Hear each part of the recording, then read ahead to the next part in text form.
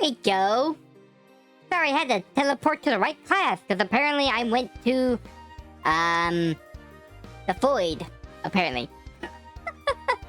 Anyways, greetings creatures and humans alike. I am MagiQDog, and tonight, we shall be learning about... Let's see, scribble.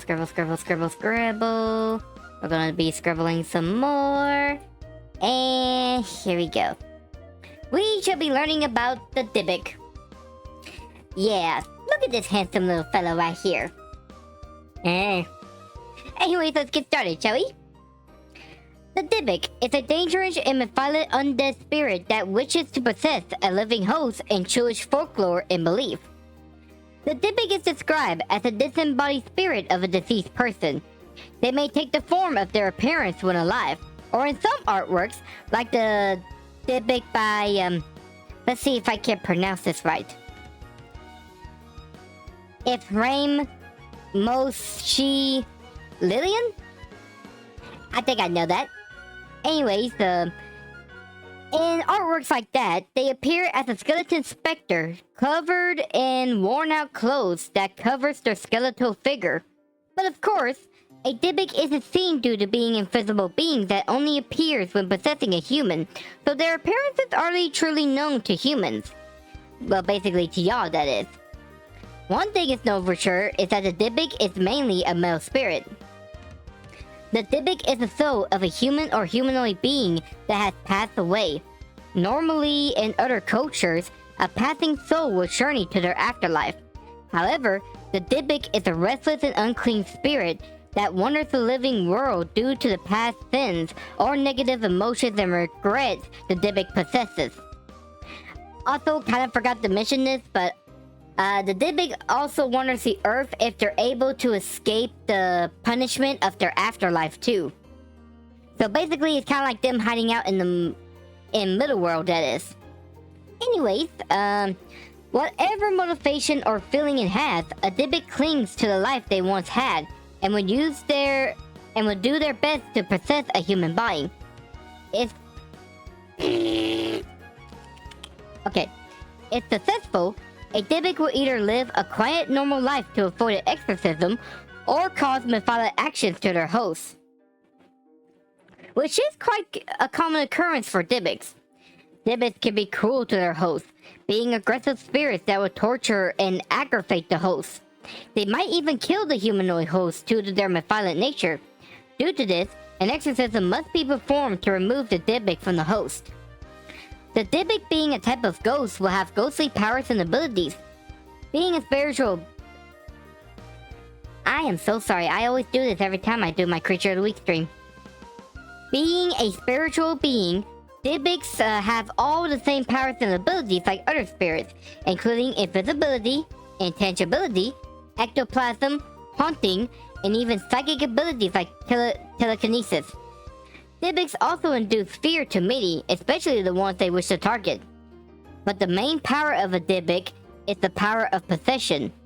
A Dybbuk can infest and possess a person and live in their host for a long time. And with their possession, they can enhance their victims' bodies, giving superhuman strength, durability, and other physical powers. And with them being master tormentors, they will torture their victims whether on their bodies or their minds. Luckily for us though, we can combat and defeat a Dybbuk by a proper exorcism from a trained rabbi. Plus, it seems people who have already committed a form of sin are easy targets for a Dybbuk. So if you are a good and righteous person, you should be safe. One of the main characteristics of a Dybbuk is them wanting to possess a person. Like demons, Dybbuk wishes to possess a humanoid host due to their desire. So in a Dybbuk's case, it's to continue their desire to live. When it comes to possession, a Dybbuk will first find a worthy target. A Dybbuk targets would be someone who is already emotionally, physically, or mentally drained and weakened. A person who has committed sins with some similar to the Dybbuk. A person that was connected to the Dybbuk like a relative or acquaintance, or even someone right before marriage. Common victims though are women, especially those who are the bride-to-be on the eve of their wedding. Of course, men and children are also targets of the Dybbuk too. Once a target is selected, the Dybbuk will begin to enter into their host's body in order to merge and take control. A detailed example is that of women. On the eve of a woman's wedding, a Dybbuk will enter into the female by going inside their, flower, if you catch my meaning. Which is basically the vajayjay. By the way, this is the 18 plus kind of thing. Anyways, there the Dybbuk will take control and possess the woman. Once the Dybbuk completely possesses a person, their victim can't do much to free themselves from the harmful spirit. The spirit itself will either live out a quiet life or begin hurting the victim and those around it. Or those around them, I meant to say. At this point, only an exorcism can help free the humanoid victims. First, a blashim, which is a master rabbi, must learn of the possessed person, which they can identify one by a Dybbuk showing extraordinary skills. For example, a person speaking a language they don't know, writing down a language that they don't know, or performing tasks that is impossible for the humanoid host. After identifying a Dybbuk, the exorcist will confine the possessed in a synagogue with a Manen, who are a group of 10 men that aid the rabbi.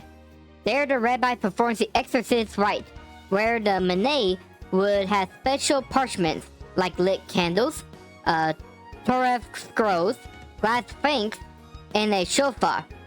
The exorcist will speak directly to the Dybbuk, coercing and threatening the Dybbuk and finding out its sins. The Dybbuk, of course, will fight back as it doesn't want to get banished. But the Bashim will eventually wear down the spirit. The Manen will then perform their parts as they open the 7 Torah scrolls, blow the shofar 7 times, and lit 7 candles. The rabbi and Manen will also incite incantations and use a combination of the 42 letters name of God. The Dybbuk, either persuaded or threatened enough, will have no choice but to leave the body, exiting out of the victims between their big toe and nails, completing the exorcism. But the rabbi also warns the Dybbuk to no longer possess another soul, and to have them continue their journey to the world of the dead. Now, an important key fact of the exorcism isn't the removal of the Dybbuk alone, but to help both the victim and the Dybbuk. In Jewish exorcisms, it is the purpose of a rabbi to heal and repair both the possessed victim and the Dybbuk that's possessing the person in order to restore cosmic order and help return the Dybbuk to the afterlife. The process of repairing the Dybbuk soul is called a tikkun, which involves direct communication. That is why a rabbi, while exorcising the Dybbuk, will speak and negotiate the Dybbuk out of the body, either with the use of threats or incantations. So while it seems like the exorcism is harsh and menacing to the Dybbuk, it is actually an important rite that helps out the Dybbuk and his victim. Okay everyone, if any of y'all already know about the Dybbuk before I begin this lesson, I say it might be because of the famous items called the Dybbuk box. The Dybbuk box is said to be a box or container that is sealed up. Inside the box is a Dybbuk spirit that upon opening the box, the spirit is released. This magical item seems to gain quite a reputation due to the sales on the website eBay and multiple Sorry, I have to breathe there for a second. Anyways, multiple movies that features the Dybbuk and the Dybbuk box, like The Possession, Dybbuk, and the Dybbuk box, the story of Chris Chambers. With how popular the Dybbuk box is, one would assume that the box is told back in the old stories of Jewish community, right? Well, I hate to break it to y'all, but that's not true in the slightest. The Dybbuk box has no connection to the actual Dybbuk or Jewish folklore whatsoever, but is instead a modern conception. The first Dybbuk box appears by Kevin Manis, who is a writer and antique business owner. So y'all pretty much get where this is going, huh?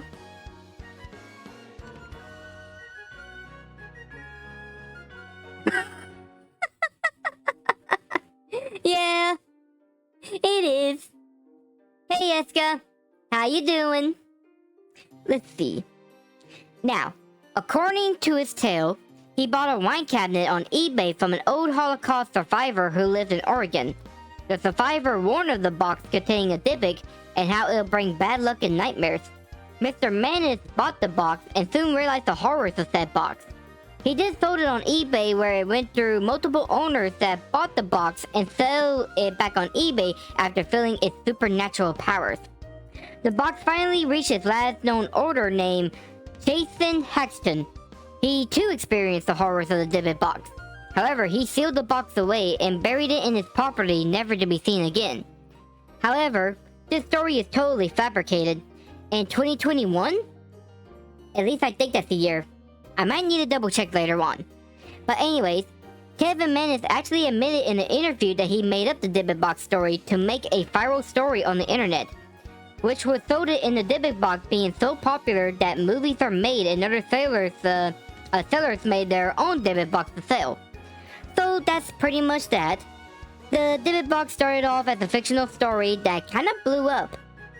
But in that case, then why are there so many reports of Dybbuk boxes paranormal activities, including some that you might see on YouTube videos or even on Facebook and stuff? Well, I can assume that it's all fabricated for attention and views. However, perhaps there is more to the Dybbuk box than just a tall tale.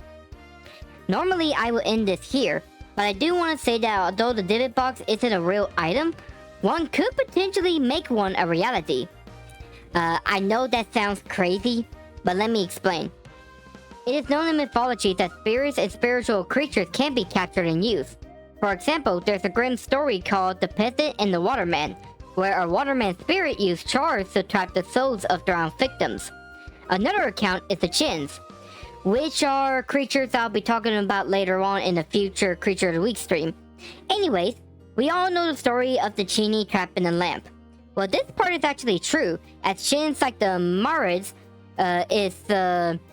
they pretty much get sealed inside of items like lamps, bottles, and other trinkets. And upon being freed by a human, might actually serve them. Or get angry, it depends on the Djinn, really.